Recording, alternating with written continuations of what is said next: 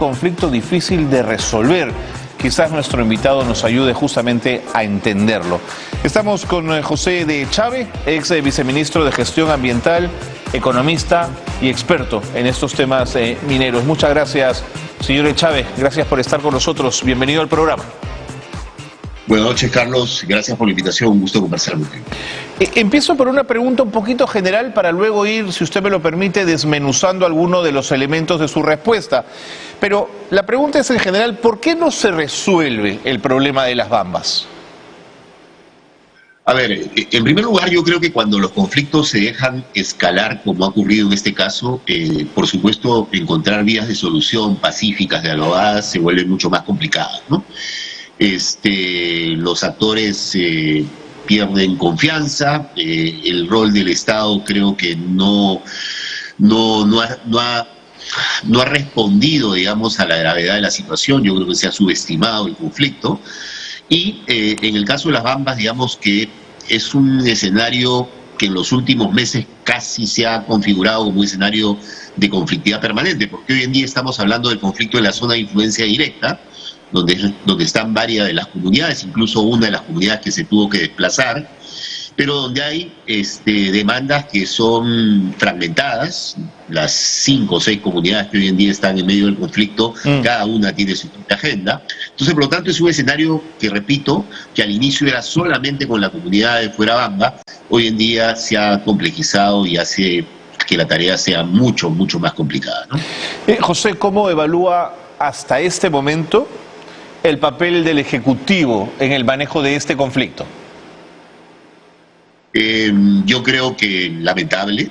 Lo primero es que, repito, creo que se dejó que el conflicto escale a una dimensión que nunca debió escalar. Creo que las autoridades que han estado yendo a los procesos de diálogo, a los intentos de dialogar, no han ido, digamos, con el debido manejo de la situación. Creo que el paso del presidente del Consejo de Ministros por Cotabambas terminó empeorando la situación. No he visto una estrategia adecuada para el abordaje del conflicto y el resultado es que todos los intentos han fracasado hasta el momento, ¿no? Entonces creo que el desempeño del Ejecutivo ha dejado mucho, mucho que desear, ¿no? No veo, la verdad, ninguna estrategia, y menos aún no se percibe, digamos, un diagnóstico certero sobre la complejidad del conflicto. Entonces, por lo tanto, creo que ahí hay un déficit enorme que ojalá se pueda superar en los próximos días. Entiendo que hoy en día ha habido una comisión de avanzada con algunos ministros que espero que siempre en condiciones mínimas, digamos, para encaminar el conflicto por vías pacíficas y por vías de diálogo, ¿no? Ahora, desde el lado del Ejecutivo han señalado en múltiples ocasiones, en parte de lo que usted ha señalado, hemos estado mucho, hemos viajado mucho, hemos intentado conversar con ellos y el Ejecutivo señala algo que quiero poner sobre esta mesa de conversación, y es: las demandas de la comunidad de Huancahuire son demasiado altas y no se pueden cumplir. ¿Es este un patrón válido? A ver, lo primero es que estamos hablando de demandas de por lo menos 6 comunidades, ¿cierto? Las Bambas se llaman las Bambas porque son varias Bambas, ¿no? Hasta el momento se ha explotado un primer yacimiento, que es el yacimiento de Ferrobamba. Para desarrollar ese yacimiento se tuvo que desplazar a una comunidad, que es la de Fuerabamba. Se construyó lo que se conoce como la nueva Fuerabamba y hubo una serie de acuerdos entre la comunidad y la empresa, que dicho sea de paso son acuerdos que tienen cláusulas de confidencialidad, que no son conocidos del todo, y la comunidad de Fuerabamba reclama que varios de esos acuerdos no se han cumplido. O sea, ya hay perspectivas distintas. Por un lado, la empresa que dice que ha cumplido y la comunidad dice que no ha cumplido. Pero en medio de eso han aparecido otras comunidades, la comunidad de Chila, la comunidad de Choaquere, que fueron las comunidades que vendieron sus territorios, o parte de sus territorios, para que la comunidad de Fuerabamba se relocalice, ¿no? Y esas comunidades han dicho que la empresa tampoco ha cumplido con parte de los compromisos, y por lo tanto ellos han comenzado a retornar a parte de las tierras que habían vendido, y por eso es que Fuerabamba intentó nuevamente retomar también sus antiguas tierras. Ahora, como ya se va a desarrollar el segundo tajo, el segundo yacimiento, que es el yacimiento de Chalcobamba, eso involucra a otras comunidades. Entre esas comunidades está la comunidad de Huancuire y algunas otras comunidades más. Y una de esas comunidades lo que reclama es que no se ha implementado la consulta previa, libre e informada, que es según verdad. las comunidades corresponde porque ellos sienten que son pueblos indígenas. Así es. Entonces ahí ya no es solamente responsabilidad de la empresa, sino es sobre todo responsabilidad del Estado peruano. Entonces, ahí hay una serie de procedimientos que habría que evaluar con mucha rigurosidad. Yo creo que ahora la tarea, Carlos, la tarea fundamental es evaluar, hacer una suerte de auditoría de todos los convenios y todos los acuerdos que han sido firmados entre la empresa minera y las comunidades para ver a ciencia cierta qué es lo que se cumplió y qué es lo que no se cumplió. Y al mismo tiempo también que el Estado revise sus procedimientos para ver si ha cumplido con toda la normativa y sobre todo si ha cumplido con el convenio 169 de la OIT, que es el convenio que significa la consulta previa, libre e informada para las comunidades, ¿no? José, pudiendo haber demandas legítimas de la población, también es posible que se hayan colado en medio algunas que no lo sean tanto. Y lo digo además pensando en el precio del cobre y la presión que seguramente existe de ciertos sectores de la minería informal que, claro, ya no están mirando al oro o la plata, están mirando al cobre por el valor que tiene en el mercado, José. Sí, Carlos, ese es un punto importante, ¿no? Yo creo que en todo conflicto siempre hay que tener la capacidad de distinguir las demandas legítimas de las comunidades, Claro. Distinguirlas y separarlas de las demandas que pueden ser ilegítimas.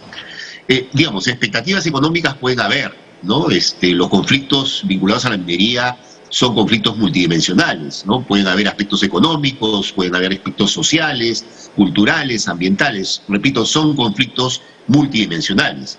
Ahora, que hayan expectativas económicas, digamos, también se pueden discutir y se pueden dialogar. Ahora, tú estás planteando otro tema que me parece también bien importante subrayar. Es cierto, hoy en día, digamos, la minería informal, la minería ilegal, ya no solamente es minería de oro, ya no solamente es minería aurífera, ya no solamente es minería en Madre de Dios, en algunas zonas de Puno, también comienza a ser minería de cobre, porque hoy en día los precios del cobre están altísimos, están por encima de los $4, $4.20, $4.30, han llegado a estar a $4.80 la libra. Entonces comienza a haber también minería informal de cobre. Y hay comunidades que comienzan a ver en esta actividad una posibilidad de tener ingresos económicos. Digo, hay comunidades campesinas, pero también hay sectores que se movilizan por diferentes partes del territorio nacional y que comienzan a prestar asesoría, Así es. Acceso a insumos, explosivos, otras sustancias necesarias para la explotación minera, que comienzan a desarrollar algún tipo de actividad. Y hemos visto en el caso de Apurímac, no en esta zona de Cotabambas, donde es el proyecto de las Bambas, pero en otra provincia, Aymaraes, que ha habido la quema de un campamento de una empresa minera que se llama Ares, y también en el caso de Aymaraes, la quema del campamento de Sauder en un proyecto que se llama Los Chancas. Y eso aparentemente está vinculado a actividad de minería informal o de minería abiertamente ilegal, ¿no? Entonces sí, es un conflicto que se va complejizando, para ya no hablar del tema de la carretera, que también es otro tema de conflictividad en la zona. Claro. José, ¿cómo evalúas la posibilidad de la intervención de la Iglesia, de alguna manera como mediador, esto a pedido del presidente de la República? Bueno, la Iglesia ha jugado un rol importante en otros conflictos. Jugó un rol importante en Cajamarca, con el conflicto Conga, jugó un rol importante también en Espinar en algún momento, y lo mismo en la Sierra Central. A mí me llama la atención, bueno, en primer lugar, yo creo que todo lo que permita canalizar este conflicto que, repito, se ha vuelto pero muy complejo, por vías institucionales, por vías pacíficas, por vías de diálogo, yo creo que hay que explorar todas las posibilidades. Efectivamente, entiendo que el presidente de la República, he leído el comunicado de la Comisión Episcopal, ha recibido una invitación para que la comisión pueda jugar un rol de facilitación. Entiendo que la Comisión Episcopal ha puesto como condición que sea un pedido de todas las partes involucradas, Claro. es decir, del Ejecutivo, de la empresa y también de las comunidades. Ojalá que eso se pueda lograr.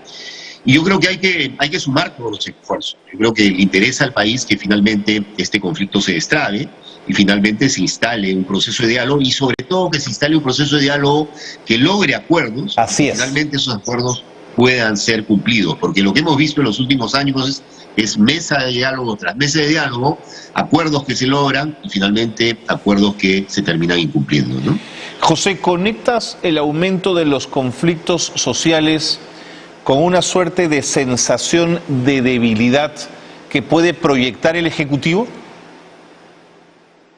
A ver, Carlos, este no es el momento de mayor conflictividad social que Perú ha vivido en relación con la minería. Ajá. Si uno revisa la información de la Defensoría del Pueblo, Claro. han habido otros periodos, por ejemplo el periodo del señor García, entre el 2006 y el 2011, llegamos a 280 y tantos conflictos, hoy en día estamos en 209, y no solamente hablo de número, también hablo de intensidad. Tú recordarás el caso de Combayo, el caso de Río Blanco, Bajás, el Baguazo, el Aymarazo, Tía María en su primer capítulo, pero lo que no quiere decir que la situación actual no sea complicada, no sea difícil, porque estamos hablando de que la gran mayoría de conflictos sociales, según la Defensoría, son conflictos activos hoy en día, es decir, que están demandando atención, son conflictos con agendas muy, pero muy fragmentadas, donde los actores compiten entre sí. Estas 6 comunidades compiten entre sí para ver qué comunidad tiene mayores beneficios que la otra. Hay regiones, hay provincias que están compitiendo entre sí. El tema de la carretera sigue siendo un problema. Lo que sí creo es que el gobierno hasta el momento no muestra una estrategia, y yo creo que estamos en una coyuntura donde, para comenzar, el sector minero está en bonanza.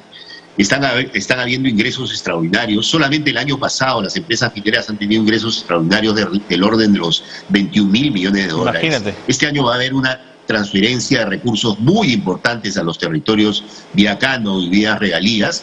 Entonces yo creo que hay que tratar de identificar qué es lo que no está funcionando bien. Y me da la impresión que el Estado, y ya no hablo solamente del gobierno, el Estado peruano, que se sabe que la minería es una actividad importante, debería redefinir una estrategia para el abordaje de los conflictos que sea preventiva, que implique que el Estado esté presente en los territorios, que implique además que los actores involucrados tengan espacios, no cuando el conflicto estalla, sino de manera preventiva. Claro. Hay que construir una suerte de sistema de gobernanza para esos territorios.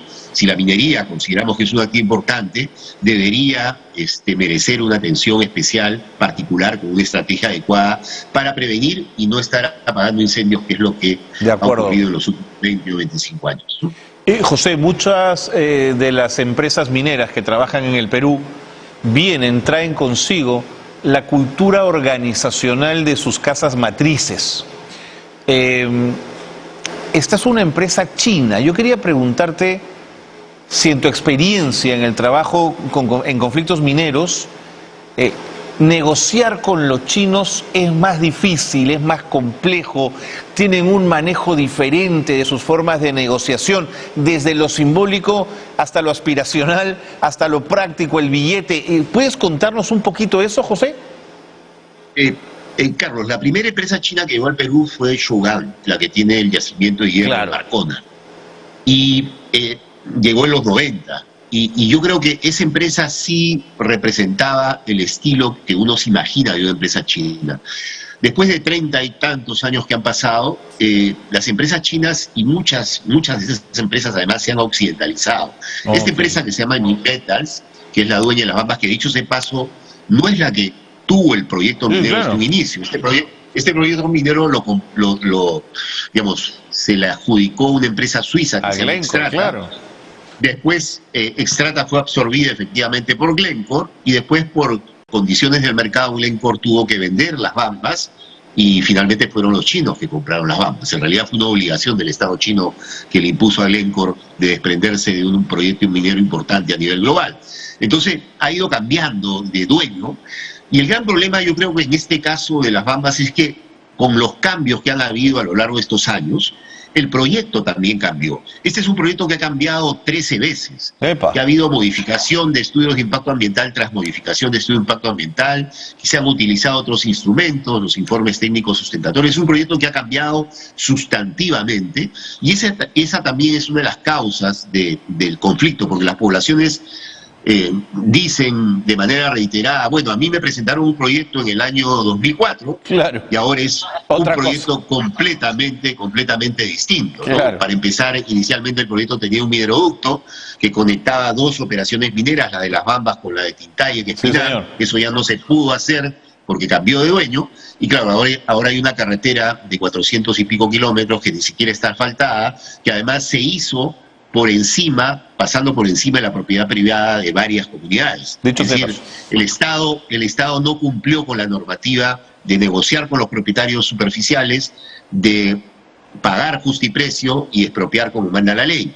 Es decir, en esas provincias altoandinas del Perú se han hecho cosas que ni tú ni yo aceptaríamos que sean, por ejemplo, viviendo en la ciudad de Lima. Totalmente. Lamentablemente todavía en el Perú hay ciudadanos de primera, de segunda y de tercera categoría, y ahí han cometido errores, ha cometido error la empresa, y han cometido también varios errores el Estado. José, no sabes cómo te agradezco tu perspectiva de este problema. Es un insumo más para seguir conversando y discutiendo de este conflicto que, digamos, llega ya. ¿A qué día? ¿Más de 60 días puede ser, José? ¿Estoy mal en mis cifras? Más de 60 días, y bueno, lo que hay que esperar es que ojalá que finalmente encontremos una solución que se están haciendo, encuentren una solución. Así es que esperemos que eso suceda. Gracias, José, nuevamente. José de Chávez, ex viceministro de Gestión.